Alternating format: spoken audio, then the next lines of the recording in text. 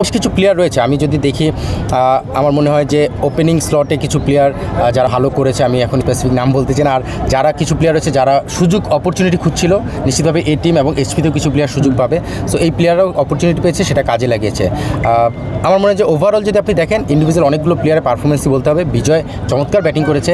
একটা দল যেই দলটাকে কেউ সেভাবে রেডি করেনি, সেই দলটাকে বিজয় তার পারফরমেন্স দিয়ে এই জায়গায় উঠিয়ে এনেছে। সো নিশ্চিতভাবেই তার পারফরমেন্স ঠিক একইভাবে নাইম শেখ, শামীম পাটোয়ারি, অনেকগুলো নামই বলা যেতে পারে।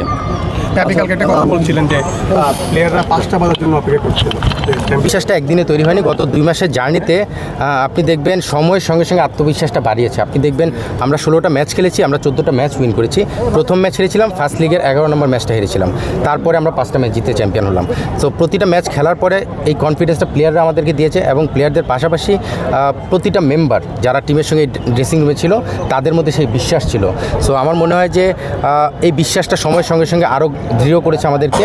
এবং গত ম্যাচ যখন মোহামেডান একদম হারাই স্টেজে চলে গিয়েছিল, আমরা তখন বাসে আবনির খেলা শেষ করে আসছিলাম বিকেএসপি থেকে, তখনও মানে আমরা মনে করছিলাম হয়তো চ্যাম্পিয়ন হয়ে যাবো। বাট চ্যাম্পিয়ন না হওয়ার পরে যে একটা খারাপ লাগা, সেটা ওইভাবে কাজ করেনি। তখন আমাদের মধ্যে অন্যভাবে আমরা জিনিসটা চিন্তা করেছি, আমরা মাঠে দৌড়ে চ্যাম্পিয়নশিপ সেলিব্রেট করব। মানে এই বিষয়গুলো, মানে এগুলো আমরা প্রতিটা জিনিসকে পজিটিভলি কীভাবে নিয়ে আনা যায় সেই জায়গা থেকে চিন্তা করেছি এবং সেটাই আমরা করেছি এবং স্টেপ বাই স্টেপ তো এগিয়ে এসে আলহামদুলিল্লাহ। সেই জায়গাটা থেকে আপনি যেটা বলেন না, অবশ্যই মোহামেডান আবাহনী ম্যাচ নর্মালি কিন্তু আলাদা একটা হাইপ থাকে। আপনি দেখবেন ফার্স্ট লিগে যখন আমরা 11 নম্বর ম্যাচ খেললাম, সেই ম্যাচেও কিন্তু মোহামেডান আবাহনী আলাদা একটা হাইপ ছিল। সো আজকের ম্যাচটা তো টোটালি ডিফারেন্ট, পুরো লিগ ডিসাইডিং, যেখানে মোহামেডান অনেক দিন ট্রফির খোঁজে রয়েছে। আবাহনী যদিও এর আগে গত 2 বছর পরপরই পেয়েছে, এবার থার্ড টাইম হলো। সো আবাহনীর জন্য হয়তো নামের পাশে ট্রফিটা খুব বেশি সেইভাবে মূল্য ক্যারি করতে নাও পারে, বাট আপনি দেখবেন দেশের প্রেক্ষাপট চেঞ্জ হওয়ার পরে নিশ্চিতভাবে এই ধরনের একটা ম্যাচের জয় সেটা কিন্তু আলাদা। আপনি দেখবেন দলটা কাগজে কলমে, আপনি দেখবেন দলের management change, total coaching staff থেকে শুরু করে পুরো আর্থিকভাবে যারা দেখছেন তাদের জায়গা থেকে প্রতিটা জায়গায় যেই চেঞ্জ, সেখান থেকে একটা ডিফারেন্ট চ্যালেঞ্জ ছিল। সেটা মোহামেডানকে হারিয়ে জেতাটা আলাদা একটা তৃপ্তি থাকে। সো মোহামেডান আবাহনী ম্যাচের যে জেতার মাধ্যমে যে ফাইনালশিপ ডিসাইডেড হয়, সেটার আলাদা একটা গুরুত্ব তো থাকে। আপনি একটা অন্যরকম জায়গা থেকে কথা বলছিলেন, এটাতে পেরে আপনি কতখানি হ্যাপি?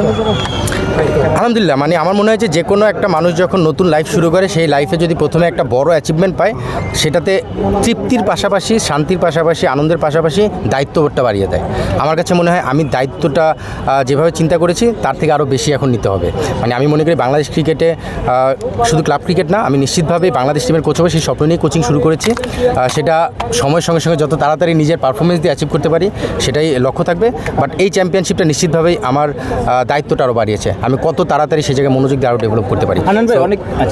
সেটাই অনেকে বলে যে নরমও হতে হয় আবার গরমও হতে হয়, এটা না, এটা যদি আমার টিমের 2 প্লেয়ারের সঙ্গে কথা বলা যায়, জিশানের সঙ্গে জিজ্ঞেস করলে একরকম শোনা যাবে, আবার মোসাদ্দেকের সঙ্গে কথা বললে একরকম শোনা যাবে, ঠিক একইভাবে অহিনের সঙ্গে কথা বললে একরকম শোনা যাবে, রাব্বির সঙ্গে কথা বললে একরকম শোনা যাবে। সো কোচিং বিষয়টা যখন যে কোনো একটা টুর্নামেন্ট বা লিগ হয় তখন কোচিংটা একরকম, যখন একটা ক্যাম্প হয় তখন কোচিংটা আরেক রকম। যখন আমি খেলতে এসেছি আমি স্কিল নিয়ে খুব বেশি কাজ করতে পারবো না, আমি ছোটো ছোটো ফাইন টিউনিং থাকলেও থাকতে পারে। মেন্টাল, সেই মেন্টালটা কার কাছ থেকে কীভাবে আমি আদায় করে নিব সেটাই হলো কোচিং, এবং সেই কাজটাই আমি করার চেষ্টা করি। যার পার্সন টু পার্সন কোচিং যেভাবে করতে হয় সেই জায়গাটা আসলে এটা আমি গতকালকেও আপনার কথা বলেছি। আমি গতকালকে পর্যন্ত যখন আপনাদের সঙ্গে কথা বলেছি 80% ছিল, কালকে আপনাদের সঙ্গে কথা বলে আসার পরে ড্রেসিং রুমে বসে সেটা 90% করা হয়েছে। আজকে ম্যাচ জেতার পরে সেটা আমাদের একটা ডিনার হচ্ছে, সেখানে এটা 100% হয়ে যাবে। ইভেন সেখানে একটা বোনাসের বিষয়ে আলোচনা হবে। সো পেমেন্টের যে বিষয়টা, আমি বাজেট কম, সবাই প্লেয়াররা কম্প্রোমাইজ করেছে, যার জায়গা থেকে স্যাক্রিফাইস করে এবার কন্ট্রাক্ট করেছে, সেই বিষয়টা আমি ইনশোর করার চেষ্টা করেছি ম্যানেজমেন্টের সঙ্গে। আমি যখন ফার্স্ট তাদের সঙ্গে মিটিং করেছি তখন আমি বলেছি আপনি বাজেট যেটা দেবেন সেটা কমিটমেন্ট ঠিক রাখতে হবে। সো সেই জায়গাটায় কমিটমেন্ট ঠিক রেখে ওনারা এটা আমার সঙ্গে কোঅপারেট করেছে, যার কারণে আজকে মাঠের রেজাল্টের ক্ষেত্রে আপনি দেখবেন প্রতিটা প্লেয়ার, প্রতিটা মেম্বার, ইভেন টিম বয় থেকে শুরু করে প্রতিটা মানুষ কতটা ডেডিকেটেড এই টিমের জন্য। বিকজ দিন শেষে আপনি অর্থের জন্য, টাকার জন্যই কাজ করেন, সেটা যদি স্যাটিসফাইড থাকেন সেটা আলাদা একটা ফিলিংস কাজ করবে। যেটা বলছি যে আসলে দেশের প্রেক্ষাপট চেঞ্জ হওয়ার পরে নিশ্চিতভাবেই আবাহনী কাগজে কলমে বা আপনি যদি দেখেন আর্থিকভাবে আপনি টপ 3-র মধ্যে হয়তো এই দলটাকে রাখবেন না, সেটা আর্থিকভাবেও। সেখান থেকে এই দলটা গুছিয়ে রিপ্লেসমেন্ট প্লেয়ার যারা আমরা জানি 3 জন চলে যাবে, সেই 3 জন প্লেয়ার রিপ্লেসমেন্ট আপনারা হয়তো তাদের অনেকেই চেনেন জানেনই না, তারাও খেলেছে, তারাও পারফর্ম করেছে।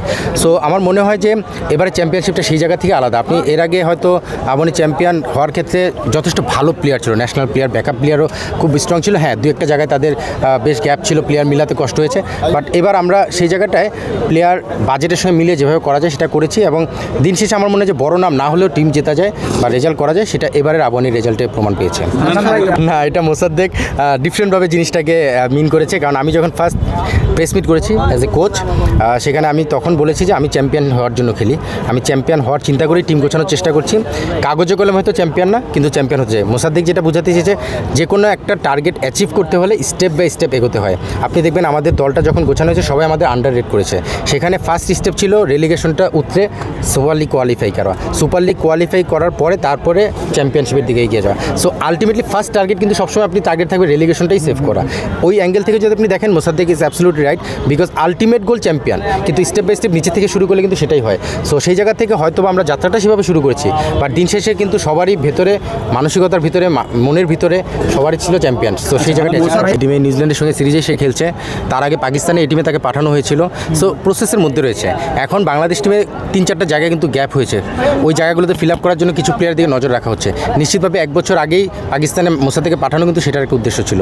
সো সেই প্রসেসটা কিন্তু শুরু হয়েছে, এবং সেটা মোসাদ্দেক তার পারফরমেন্স দিয়ে প্রিমিয়ার লিগে সবার নজর কেড়েছে। নিশ্চিতভাবে এটা প্রতি বছরই করে, কিন্তু বাংলাদেশ টিমে সেই জায়গাটা ছিল না যে কার জায়গায় রিপ্লেস করে খেলবে, সেই জায়গাটা একটু ফাইট ছিল। এখন কিন্তু সেই জায়গাটা কিছু গ্যাপ তৈরি হয়েছে। সো অলরাউন্ডার হিসেবে নিশ্চিতভাবে মোসাদ্দেক প্ল্যানে রয়েছে, সামনে এই টিমের খেলাও খেলবে। নিশ্চিতভাবে টিম ম্যানেজমেন্ট বা সিলেক্টররা এবং ক্রিকেট বোর্ড তাদেরকে নিয়ে আপনি ভবিষ্যতে তো